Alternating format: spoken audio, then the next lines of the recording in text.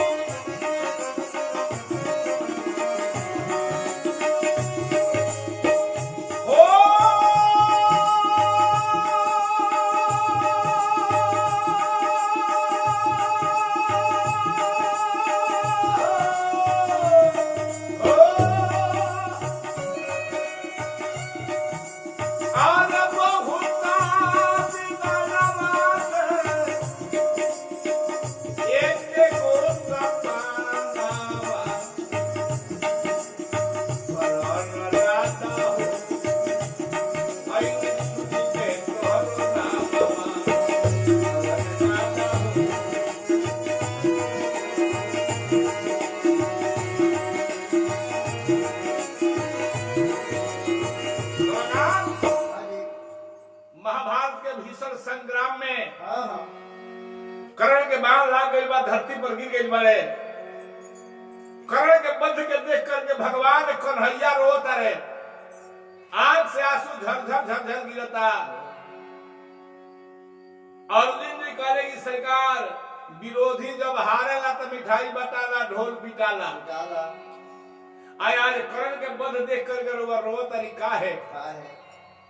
कन्हैया जी कहले कि हे अर्जुन, अब ना कोई कर्ण ऐसन दानी होई और ना कोई कर्ण ऐसन वीर पुरुष होई जे आपन जीवन दान कर दल, कवच कुंडल दान कर दल, आपन जीवन दुर्योधन के हाथे समर्पित कर दल। आज वैसन वीर दानी फिर धरती पर नहीं है। अर्जुन जी कहले कि का प्रमाण बा? कहले कि प्रमाण देखबो तो चलो हमारा संगे, भेष के बदल दो। ब्राह्मण के रूप बना करके भगवान कन्हैया आय अर्जुन जी चलते रहो कुरुक्षेत्र मैदान में, जहां राजा कर्ण बबू गिरल बड़े। जब ये प्रवेश कैले बा कुरुक्षेत्र मैदान में, आ कह रहा कि जय हो राजा कर्ण की, जय हो अंग देश के राजा की। कर्ण जब अपन गर्दन उठा के जब देखले दोनों ब्राह्मण के, तो कहले ललाट तो बड़ा चमकता। हे समय में ब्राह्मण देवता लोग का करे आई बात ही। कर्ण जब अपन गर्दन उठा के देखले आ कहले कि बाबा, हे समय में अपने समर कुरुक्षेत्र मैदान में का बात बा कही। भगवान कन्हैया ब्राह्मण के रूप में कहत रहे, अरे मनवा में एक गो अरे तड़पता सपनावा, करण राधा हो, ऐनी सुन के तोहरो नाम।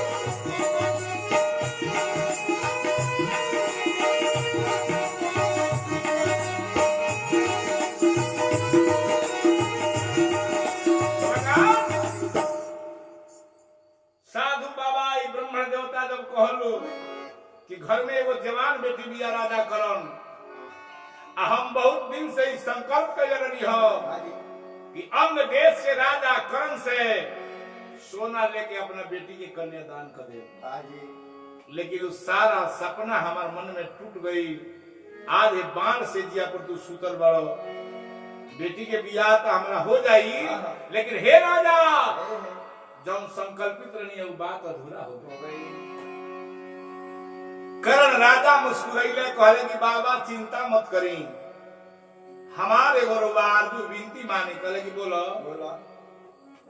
जाई जाई जाई बाबा हमारा भवाना,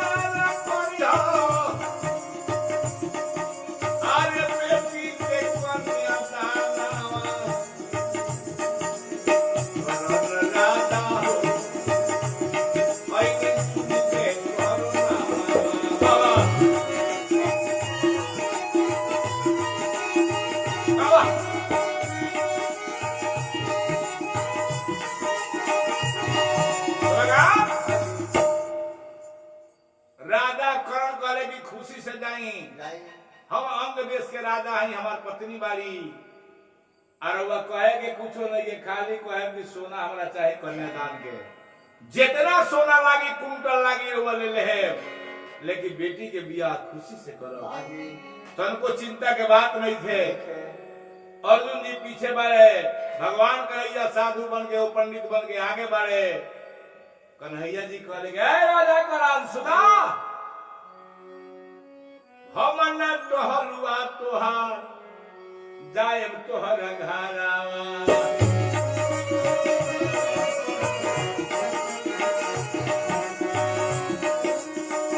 ब्राह्मण के ना होवे अरे राजा हो घरावा।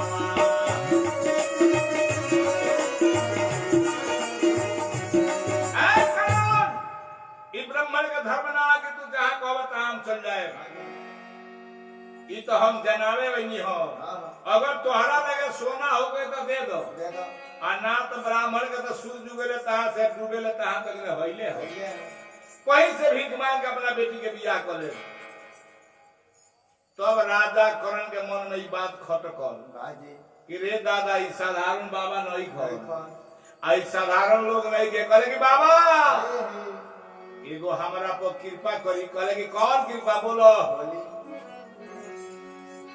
तो दातावा में बिसिया बा देखो देख के ध्यानवा, ए बाबा हमरा दांत में सोना के निसिया बा, कन्यादान 5 भर से होला, 5 किलो से होला, और कन्यादान 2-4 रत्ती से भी हो जाला। तो ओरिजिनल सोना हमरा दांत में बा, बाबा हमरा पर कृपा करो, हमारी दोनों दांत तोड़ लो, हड्डी फेंक दी हो और सोना के कन्यादान दे दी हो। भगवान कन्हैया ब्राह्मण रूप में करेगा करण, सारा जिंदगी ले काट मार कोई ले पर विचार वही में रहेला। कन्हैया जी कहत रे आहो कसाई का कसाई के सिखावे न,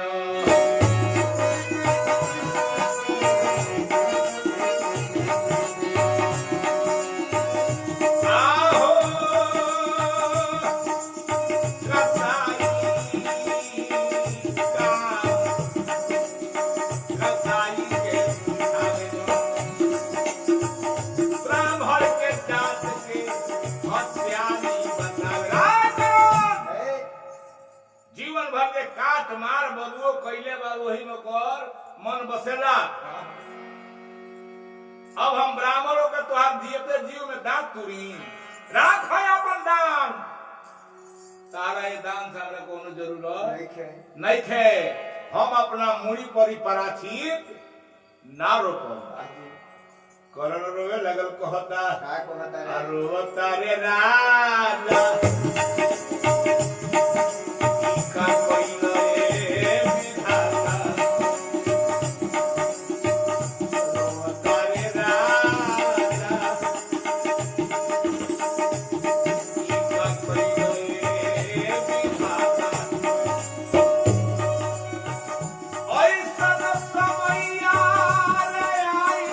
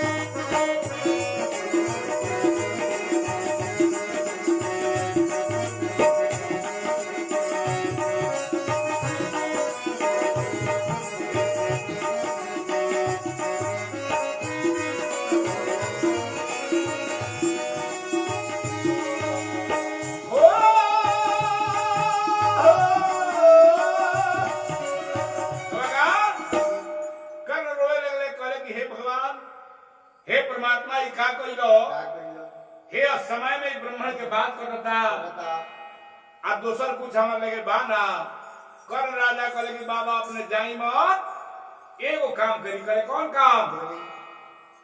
अतः जौन सामने पत्थर लौकता तनी एक अपना लातवा से डगरा दी हमरा हम अपने हाथे अपन दांत तुर के रोबा के दान दे दे।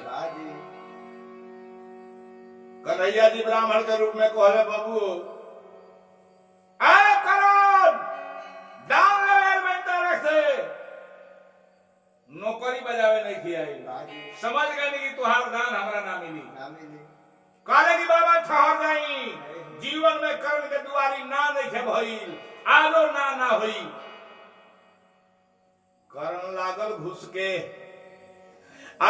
के लागल कर्ण धसे देहिया में बाना।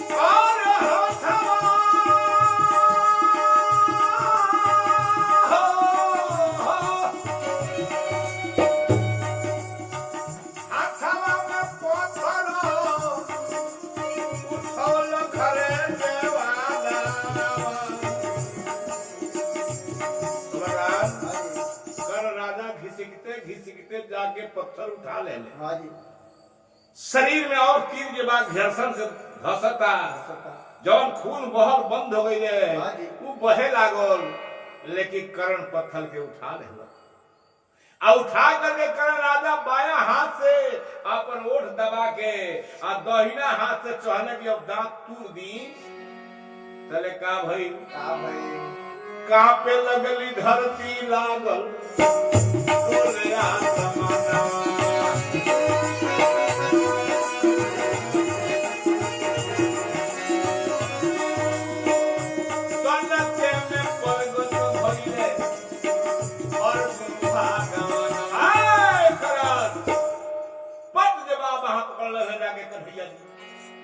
अपना ओरिजिनल रूप में आ गए कहले कि हे करण समझ गए कि तारा ऐसा दुनिया में केहू दानी नहीं थे।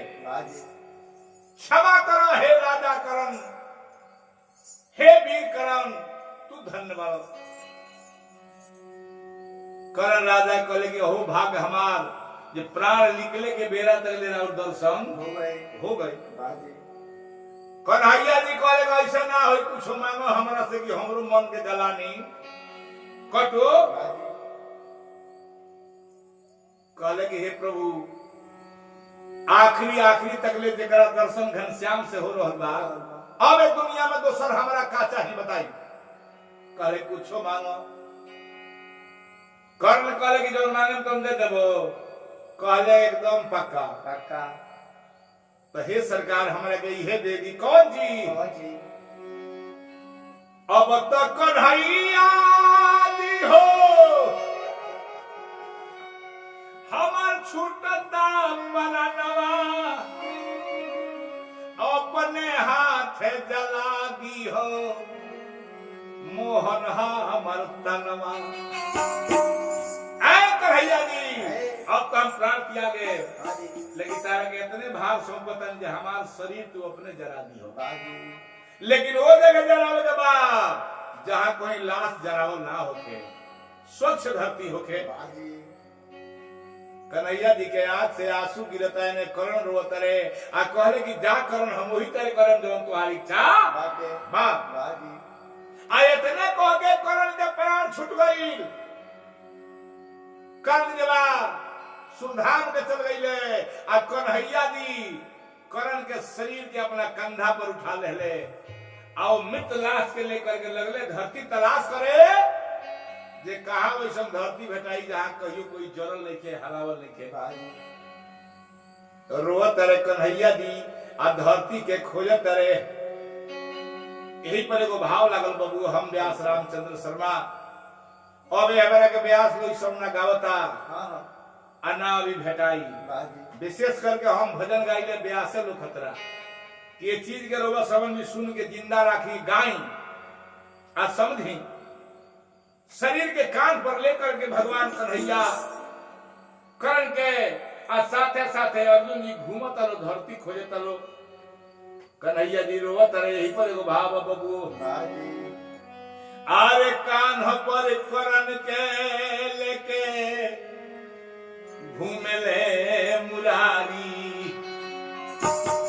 वही नहीं के धरती खाली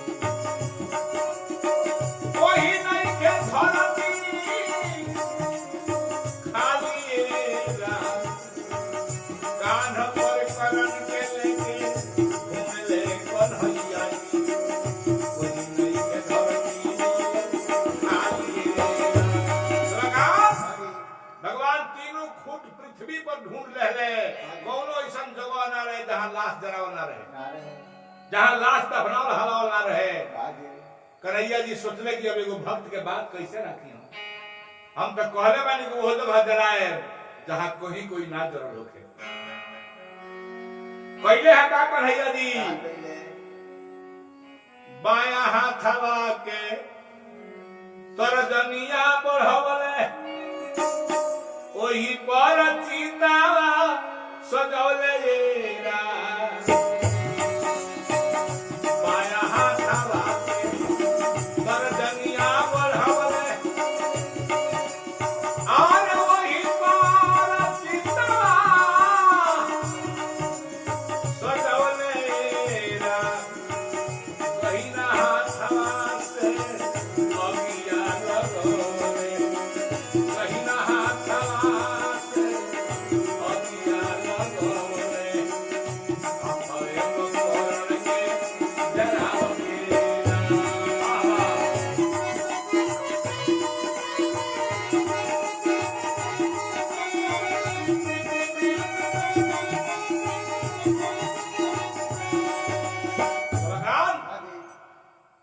भगवान कन्हैया अपन बाया तर्जनी बढ़ा देले आ दहिना हाथ से लकड़ी ओइ हाथ पर सजा देले आ करण के सुता के दहिना हाथ से आगी देले खुद भगवान आ अपने हाथ पर करण के शरीर के जरावत रहे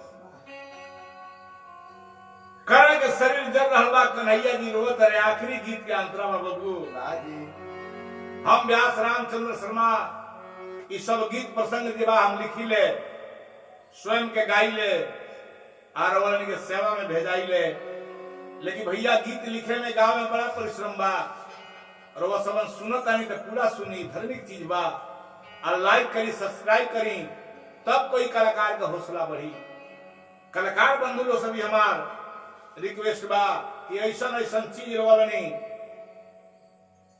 प्रदर्शित करी कि श्रोता सब सुने सभाकार लास्ट जब रहवा करण के भगवान के हाथ पर कन्हैया दी आखिरी में का कहते जहिया ले रही करण धरतिया समानवा अमर रही सोहरो नाम एरा जहिया ले रही करण धरतिया समानवा आरे अमर रही सोहरो नाम एरा शर्म रामचंद्र प्रभु करण के जरावले शर्म रामचंद्र प्रभु अरे करण के जरावले जमुना में डाल दिहले राखएगा शर्म रामचंद्र प्रभु करण के जरावले जमुना में डाल दिहले राखएगा